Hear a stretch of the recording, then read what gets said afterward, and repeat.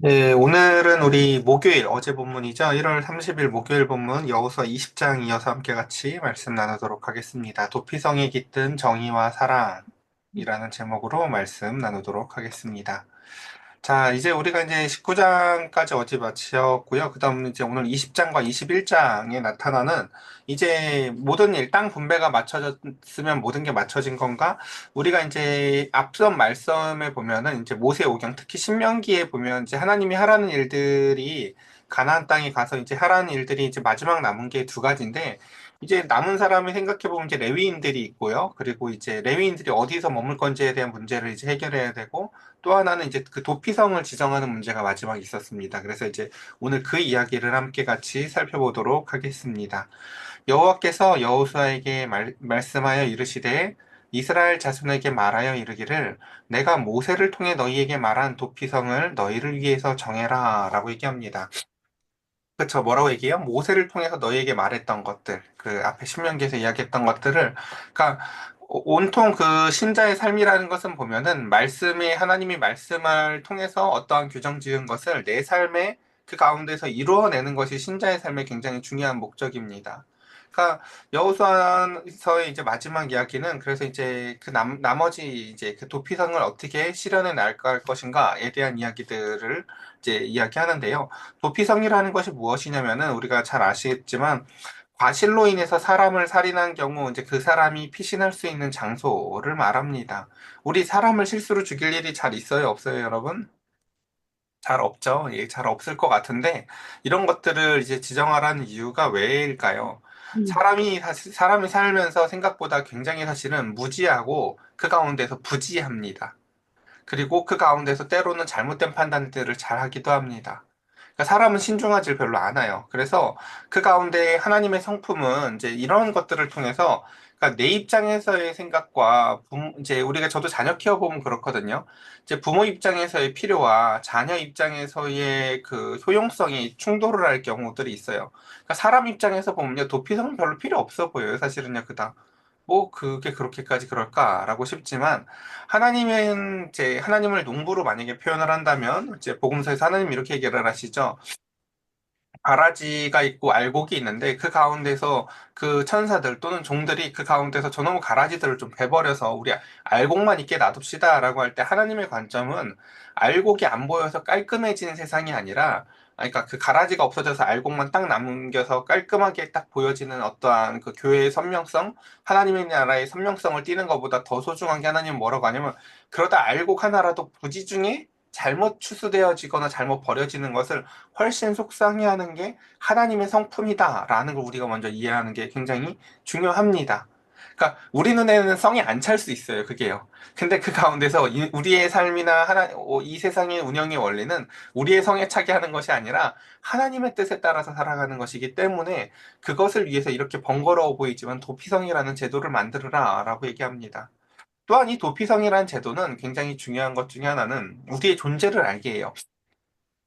음, 예전에 봤었던 어느 영화에서도 그랬었는데, 그, 잘났을 때는, 젊고 이쁘고 잘났을 때는, 뭐, 이렇게 오래 늙도록 뭐하러 살아요? 30살까지만 이쁘게 살고 죽어버리지. 이렇게 말하던 여자애가, 이제 노인이 된 모습으로 그 가운데서 영화에서 이야기를 진행하는 것처럼, 사람이 그 가운데서 어렸을 때는 어리석고, 그 가운데서 그 어리석은 실수로 말미암아 하나님이 좋아하시는 것이 뭐냐면요. 그 어리석음을 깨닫게 만들고, 그 어리석음을요, 더 크게 꽃피우는 일들이에요. 뭐 예를 들면 다람쥐들이 그쵸 이제 겨울을 준비하기 위해서 열심히 도토리를 뭐 이렇게 여기저기 숨겨 놓지만 막 여기저기 짱 박아 놓지만 막상 얘네들이 겨울에 뭐예요? 그쵸 그거 못 찾아 먹어요 잘. 근데 놀랍게도 그것들이 도리어 그 가운데서 나중에 더 큰 나무로 자라나게 되는 것처럼 하나님은 우리의 실수들을 그 가운데서 더 이롭게 사용하시는 것을 즐거워하시고 기뻐하십니다. 그 도피성이라는 것은 그래서 부지 중에라도 살인을 한 자는 살인을 한 자죠, 물론. 근데 그 가운데서 그가 그곳에서 자신의 연약함과 실존을 깨닫고 그 가운데서 하나님의 크신 은혜들을 깨닫게 만드는 오히려 그러니까 그쵸 잘못을 용서해 주는 거에서 멈추는 것이 아니라 그 가운데서 더 큰 하나님의 은혜를 깨닫는 장소로서 준비해 두신 것이 바로 도피성입니다. 자, 그래서 그 도피성의 이야기를 함께 같이 살펴보도록 하겠습니다. 그래서 어, 자, 그래서 이 도피성에 들어가서 그가 깨닫게 되는 것은 뭐냐면요. 이제 나는 안 그럴 줄 알았다라는 거죠. 사실요. 나는 안 그럴 줄 알았는데 그 한번 도피성에 들어가게 되는 사람을 한번 생각해 보세요. 자기가 도피성에 갈 일이 생길 거라고 잘 생각하지 않는다고요. 그쵸? 근데 그 가운데서 우연히 뭐 그쵸? 뭐 예를 들어서 신명기나 이런 데서 보면 얘가 다행이에요. 도끼질을 하는데 어느 날 갑자기 팅 하가지고 휙휙 빠졌더니 저기에 있던 아이가 뭐 하나 맞아가지고 죽는다거나 내가 여기서 뭐를 이렇게 무심결에 던졌는데 저걸 뭐 그러니까 이런 일들이 있을 수 있다는 것을요. 구약은 다양한 그 가정들을 해요. 근데 그 가운데에서 인간의 그 연약한 가운데서 이제 도피성이 어느 날 들어온 사람이니까 뭐라고 생각하겠어요? 아우, 정말 내가 생각도 못했어. 내가 살인이라니. 여러분, 우리 중에 그 죄를 범할 거라고 생각하고 사는 사람 아무도 없잖아요. 그쵸? 근데 그 가운데에서 거기에 들어온 사람들도 사실은 부지 중에 살인을 저지른 사람 중에서 누구도 자기가 이 죄를 저지를 거야 라고 알고 온 사람이 별로 없다고요. 그러니까 둘 중에 하나예요. 하나는 정말 부지 중이고요. 또 하나는요, 무지해서요. 예, 무지해서 오는 사람들이 있어요. 그러니까 이게 죄가 죄인지를 모르는 또 인간들이 있거든요. 그러니까 왕이면 이 정도는 당연한 권리가 있지. 예를 들어서 사울왕이 그래요. 사울왕이 그렇고, 예, 참, 이렇게 그런 사람들이 있어요. 보면 무지해요. 무지해서 자기가 짓는 게 죄인지도 모르는 경우들이 있어요. 예, 그런 사람들을 향해서 하나님의 자비를 보여주시는 것이죠. 한번 이제 그래서 그곳에서 자신이 깨닫게 하시는 것이죠. 우리 어렸을 때의 예를 들면 이야기 중에 하나가 이제 왜 성탄절 이야기에서 그런 이야기 있잖아요. 그쵸? 자신이 죽어서 장례식장을 가봤더니 사람들이 하나도 안 슬퍼하는데, 그때 갑자기 이제 그의 과거와 미래를 보여주면서, 아, 내가 옛날에 이런 상처를 받았었지. 아, 이제 정말 잘 살아야겠구나 하고 꿈을 깨서 그 가운데서 잘 살기로 노력을 하는 이야기들처럼 그 가운데서 도피성은요, 이제 자신의 삶의 과거와 미래를 돌아보게 하는 곳이에요. 나는 이제 살인자구나. 아, 내가 사실은 옛날부터 수많은 보호를 받고 있었구나. 하나님의 이런 것들이 다 자비였구나라는 것을 깨닫게 하는 장소라고요.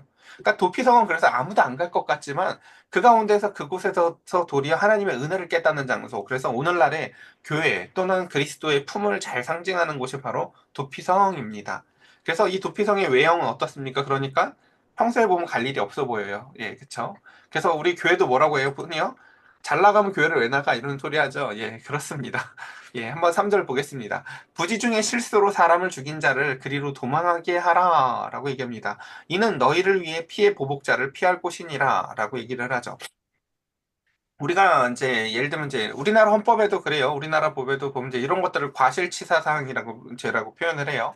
그래서 누군가를 만약에 그 사람이 고의가 없이 죽였을 때 우리나라 법은 그것을 2년 이하의 금고나 또는 700만 원 이하의 벌금 뭐 이렇게 생각보다 굉장히 약해요, 사실요. 그러니까 죄를 판단하는 데 있어서 그 고의성이 굉장히 중요한 판단 여부라는 것을 알 수가 있죠. 현대의 법에서도 마찬가지로요.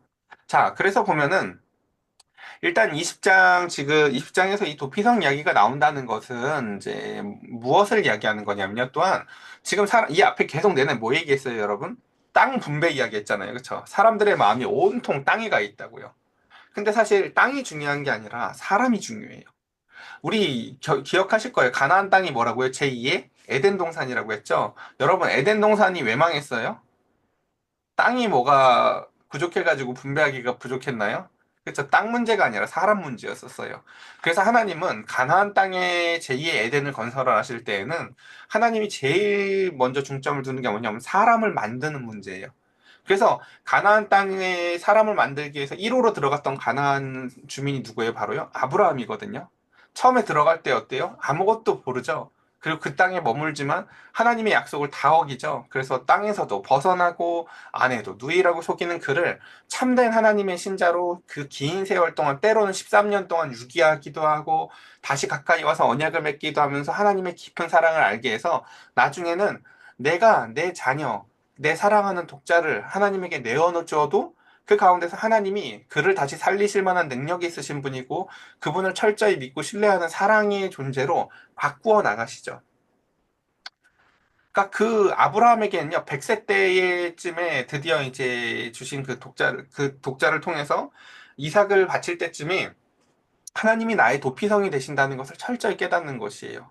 아, 잘 생각해보니까 하나님은 나에게 일평생 신실하셨는데 나는 뭐 했지? 라는 생각이 드는 거죠.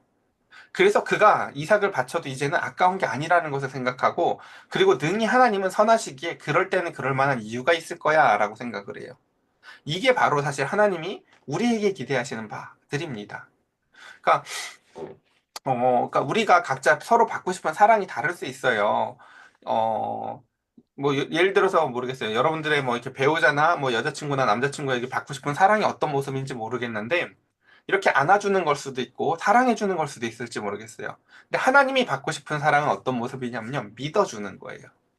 하나님이 말씀하실 때는 그럴 만한 이유가 있을 거야 라고요. 그래서 그 가운데에서 지금 이제는 그 사람들의 온통 관심이 그 분배받은 땅에 관심이 쏠려 있을 때 하나님은 얘야, 지금 그 땅이 중요했던 게 아니야. 지금 그 가운데서 너희들의 사람이 중요하고 그 사람의 생명이 얼마나 귀중한 건지에 대해서 하나님은 그들의 관심을 전환시키시기 위해서 이제 땅 이야기가 아니라 도피성 이야기로 그들을 인도하십니다. 그리고 여기서 보면 이제 피해 보복자라고 등장을 하죠. 이 피해 보복자가 뭐냐면요. 이제 고엘이라고 해서 여러분 들어보셨을 거예요.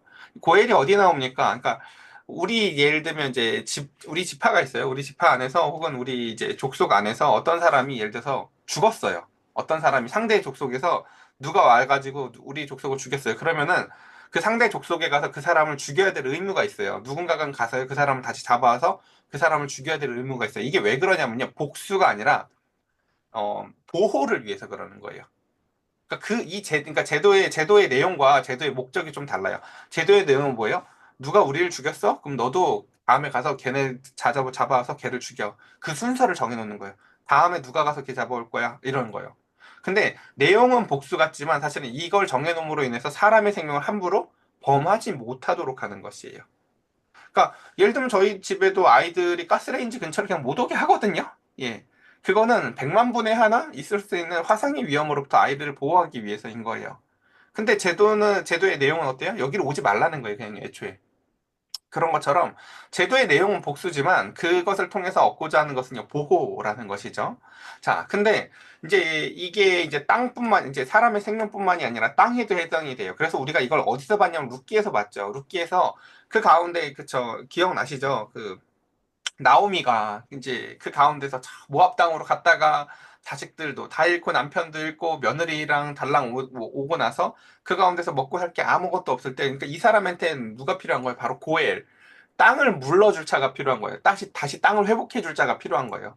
그러니까 그래서 그것을 보아스가 해주죠. 나중에 보면요. 그것처럼 고엘이라는 것은 내가 잃어버린 그 땅을 회복해 줄 자, 또는 그 가운데서 나를 위해서 피해 보복을 해줄 자, 이런 게 다 고엘이에요. 그래서 여기서 보면 지금 이제 누군가가 그러니까 한번 생각해 보세요. 이제 누군가를 부지중에 죽였어요. 여러분 부지중에라는 걸 알 방법이 없죠. 그럼 어쨌든 누군가가 죽었으니까 그 지파에 야, 걔 누가 죽였어? 하고 이제 피해 보복자가 찾아올 거 아니야. 얘 죽이겠다고요. 그쵸? 근데 그 피해 보복자를 피해서 숨을 수 있는 장소가 바로 도피성이다. 그래서 그 도피성에서 이 사람에게 고의성의 여부를 판단하기 위해서 시간을 주기 위해서 지금 그곳에 이제 도피성을 마련했다라는 것입니다.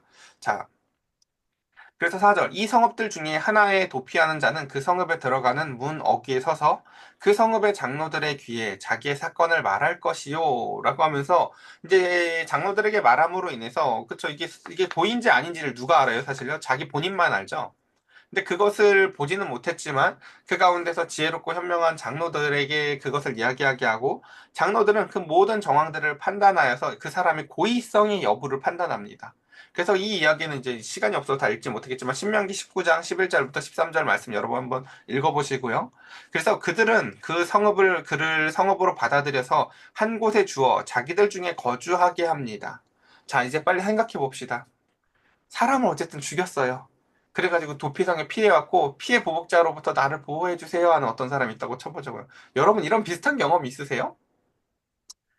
저는 어렸을 때 있었어요. 어렸을 때 저 대전에 사는 외삼촌네 집에 이제 놀러 갔는데 겨울에 너무 심심한 거예요. 그래가지고 외삼촌 집이 제일 꼭대기층이었는데 거기서 심심해가지고 겨울에 눈을 뭉쳐가지고 길 지나가는 사람한테 던진 다음에 숨어 있었거든요. 저랑 제 동생이랑. 근데 그러다가 반응을 보려고 이렇게 고개를 빼꼼 내밀었는데 눈이 딱 마주쳤어요.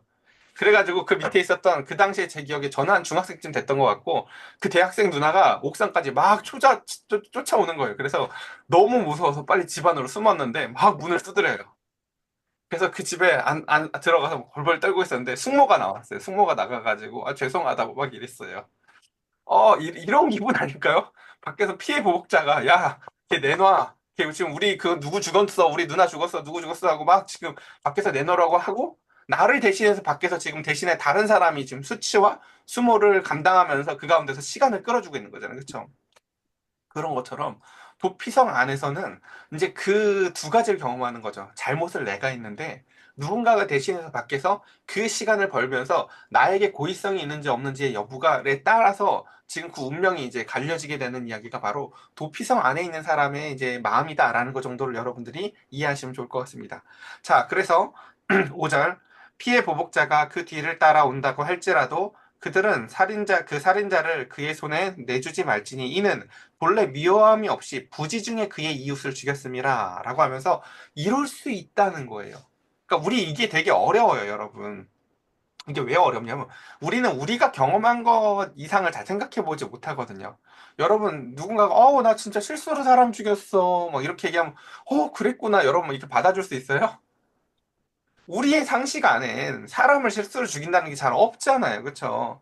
뭐, 예를 들어서 어부들 같은 경우는 그런 경우들이 꽤 있어 보여요. 보면요. 위험하더라고요. 바다에서 진짜 사람이 실수로 죽겠더라고요. 그리고 공사장에서도 사람이 우리나라 산업재율이 굉장히 높아요. 사실은 실수하고 그 가운데서 부지가 막 온통 섞여 있는 거죠. 이렇게 안전에 신경 쓰지 않고 너무 빨리빨리 일을 하려고 하고, 그리고 그 가운데서 이제 다양한 요소들이 거기에 모여 있을 수는 있겠지만, 어찌됐든 그 가운데서 사실 이런 일이 있을 수 있다라는 것입니다. 자, 그 다음 또 봅시다. 6절. 그 살인자는 회중 앞에 서서 재판을 받기까지 또는 그 당시 대제사장이 죽기까지 그 성읍에 거주하다가 라고 하면서 그 사람이 거기에서 이제 거주하면서 언제까지 거주한다고요? 재판을 받기까지 또는 그 당시에 대제사장이 죽을 때까지라는 거예요. 그리고 그 후에 그 살인자는 그 성읍, 곧 자기가 도망하여 나온 자기 성읍을 자기 집으로 돌아갈지니라 하라 하시니라. 자, 이 사람이 그 도피성에 있다가요, 그 가운데 모든 일들을 마치고, 이제 그 가운데서 자기가 다시 원래의 삶의 자리로 돌아갈 수 있을 때가 언제라고요? 제사장의 죽음까지라고요. 그러니까 제사장의 죽기까지는요, 이 사람은 어디에 있어야 돼요? 도피성에 있어야 되는 거예요. 이 사람이 자기 삶으로 돌아가고 싶으면 그러니까 뭘 기도해야 될까요? 예, 제사장이 죽게 해달라고? 예, 그렇죠. 예. 어쨌든. 그러니까 이게 일단은 그래요. 고의성이 없어도요. 사람이 죽은 건 죽은 거죠. 그래서 대제사장의 죽음을 통해서요. 하나님은 살인의 대가를 치루었다라는 것을 보여주는 거예요. 아까 제가 이제 눈은 내가 던졌는데 밖에 나가서 외숙모가 욕을 먹었죠. 예. 예. 누군가는 대가를 치르긴 해야 돼요. 누군가 대가를 치르기는 해야 돼요. 그러니까 눈을 던진 거 고의성이 있죠. 고의성이 있지만 어려서 어리석어서 그랬다라고 정도를 봐줄 수 있을지는 모르겠어요. 하지만 어쨌든 잘못은 잘못인 거잖아요. 그렇죠? 분명히. 그러니까 그런 것들처럼 우리가 먼저 기억해야 될 것은 여기서 보면 이제 그 민수기 35장 32절에도 이렇게 표현을 하시거든요. 이제 보면은 또 도피성에 피한 자는 대제사장이 죽기 전에 속전을 받고 그 땅으로 돌아가 거주하게 하지 말 것이니라 라고 하면서 이 문제를요 돈으로도 해결하지 못하도록 규정 지어 놓았어요.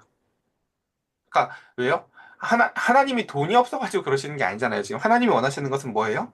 아, 내가 진짜 죄인이구나라는 것을 깨닫게 하고요. 부지 중에라도 여러분들 우리 그런 고백 자주 듣잖아요. 그쵸? 내가 어렸을 때 아이들한테 너무 미안해요. 이런 이야기 잘하잖아요. 아이들 키울 때. 왜요? 몰랐지만 뭘 너무 못해줬다는 거. 아니면 몰랐지만 뭐 어떤 실수들을 한 거. 마찬가지예요. 그러니까 우리가 어떤 잘못이나 실수를 할 때 그게 몰랐다고 해서 정상상작이 되는 부분은 있지만 그렇다 하더라도 그 가운데서 미안한 건 미안한 거고 잘못은 잘못이잖아요. 그쵸? 살인은 살인이라고요. 그래서 그것에 대해서 하나님은 그 모든 것들, 그러니까 사실 우리가 살아가는 이 세상에서 정말 많이 벌어지는 일 중에 하나가 바로 그 무지로 말미암은 죄들이거든요. 그냥 몰라서 벌어지는 죄예요. 몰라서. 음, 뭐 이건 뭐 죄라고 할 건 아니지만 그냥 예를 들면 이제 이런 얘기해요. 저희 집에 예를 들면 이제 곰돌이 푸랑 피그렛 접시가 있어요. 근데 이제 이쁘다고 샀겠죠. 저희 이제 아내가요, 그걸요. 근데 제가 걔네들을요, 저기 어디 깊숙한 곳에 박아놓고 안 써요. 일단은 뭐 그냥 그릇이 용이하지 않아요. 접시 닦기가요. 그리고 식세기에 제가 그 걔네들을 안 넣기 때문에 걔네를 안 넣거든요. 근데 이제 엊그저께인가는 저희 집사람이 굳이 애들을 이제 뭘 주는데 그걸 꺼내서 거기다 주더라고요. 그래서 아니 걔 불편한 접시를 왜 굳이 꺼냈어? 라고 얘기를 했더니 우리 애들만 어느 집에 가면 이쁜 접시가 나오면 우와 하고 놀랜대요.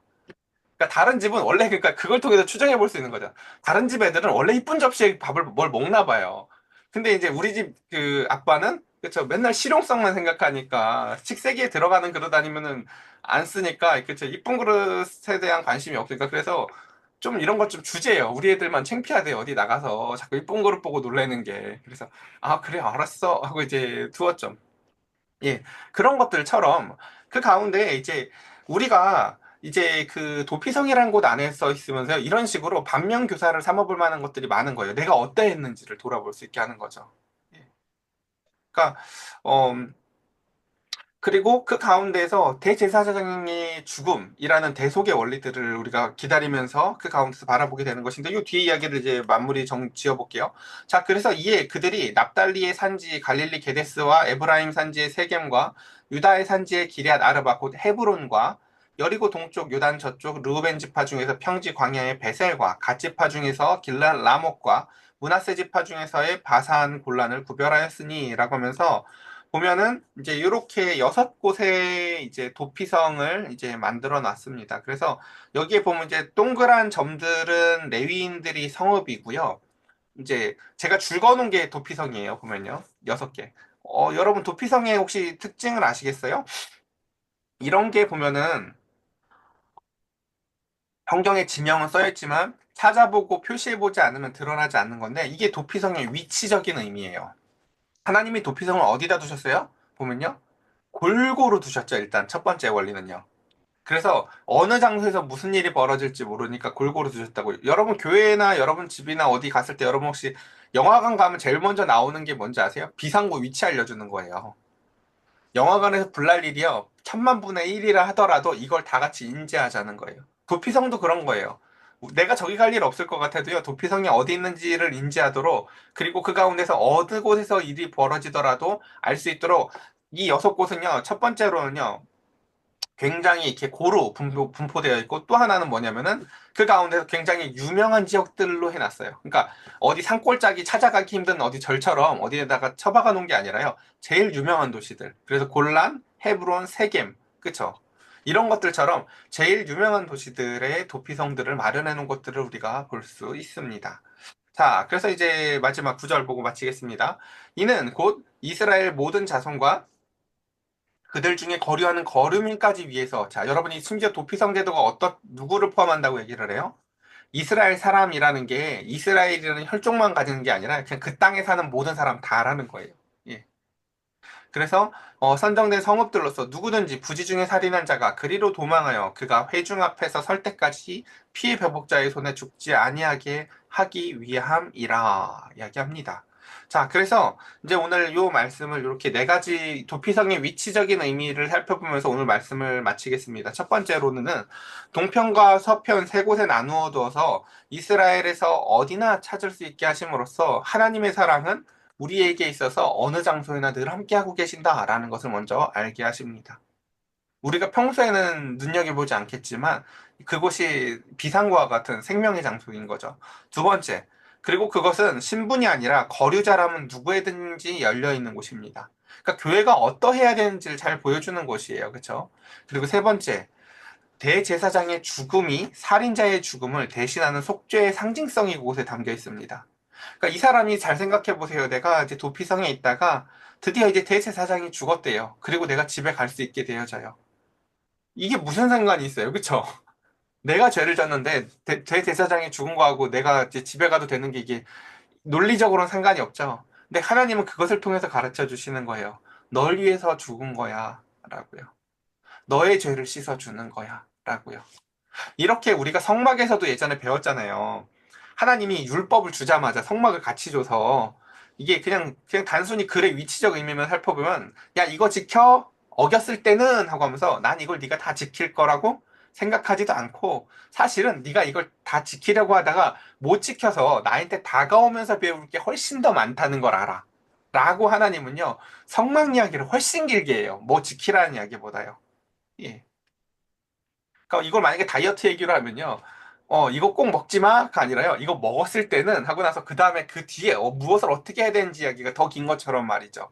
그것처럼 자, 마지막 네 번째. 그리고 이제 이 부분이 좀 중요한데요. 그 대제사장의 죽음을 통해서 그 속죄에 대한 상징성을 배우고 누구든지 그 도피성으로 빨리 피함으로 말미암아 면함을 받는 그리스도의 구속의 원리가 여기에 담겨져 있어요. 내가 평소엔 생각도 안 해봤어요. 인생은 내 힘으로 산다고 생각하고 내 주먹으로 산다고 생각했던 사람이 어느 날 그 부지 중에 일어난 그 인생의 도동받는 경험, 그 경험을 통해서 누구든지 피함을 통해서 그 면함을 받아보는 경험. 그러니까 도피성 밖에 있는 자들과 도피성 안에 있는 사람의 시각이 굉장히 다를 거예요. 그러니까 그런 죄에 대해서 우리가 인지해보지 못한 사람들은 이런 얘기를 잘해요. 야, 그런 죄까지 하나님이 용서해 주는 건 아니야. 라고 한다고요. 우리가 상상해 볼 수가 없거든요. 근데 그 가운데서 어 우리 예전에 보면 나의 아저씨인가 그 드라마에서도 보면 그 사람도 살인자거든요. 근데 그 사람을 대신해서 그 이성균이라는 배우가 변호해 줄 때 내용이 보면 이러해요. 누구라도 그 상황이었으면 죽였을 거고 나라도 죽였을 거고 너라도 죽였을 거라라고 하면서 그 상황이 돼보지 않은 사람들을 위해서 그 상황을 상정하면서 그 사람을 대변하거든요. 그러니까 우리가 우리의 인생에 있어서 그런 경험이나 그런 종류의 삶을 우리가 가보지 않았다고 해서 우리가 이해하지 못하는 그 없는 것이 아니다라는 것을 도피성은 잘 보여줍니다. 도피성은 그래서 우리의 인생의 의외성들을 보여주고 그곳에다 숨겨놓으신 하나님의 크신 대속의 사랑이 그곳에 숨겨져 있어서 그곳은 인생이 실패하고 낭망한 사람들이 가는 곳이 아니라 하나님의 은혜가 숨겨져 있는 제2의 하나님의 은혜를 통해서 새롭게 하나님의 백성으로 거듭날 장소가 바로 도피성이다라는 거 우리 함께 같이 기억했으면 좋겠습니다. 우리 시간 함께 같이 오늘 말씀 생각하면서 같이 기도합시다.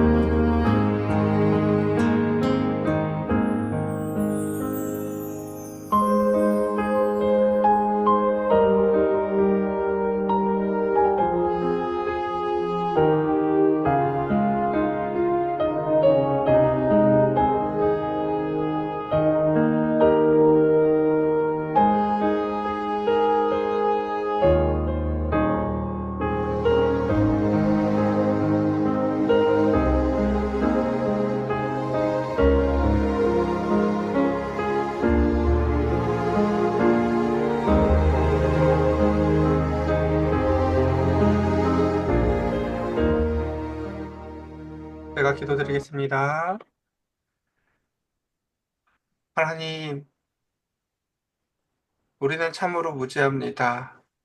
우리의 인생에 있어서 얼마나 많은 언어의 돌들을 던졌고 무심함의 돌멩이들을 던져 부지 중에 얼마나 많은 사람들이 상처를 받았겠으며 그것을 알지 못하고 지나온 세월이 얼마나 긴지 모릅니다. 그 어느 날 피해 보복자가 찾아와 문 밖에서 문을 두드리며 그를 내놓으라고. 내가 너 때문에 상처받았다고. 내가 너 때문에 교회가 가기 싫다고.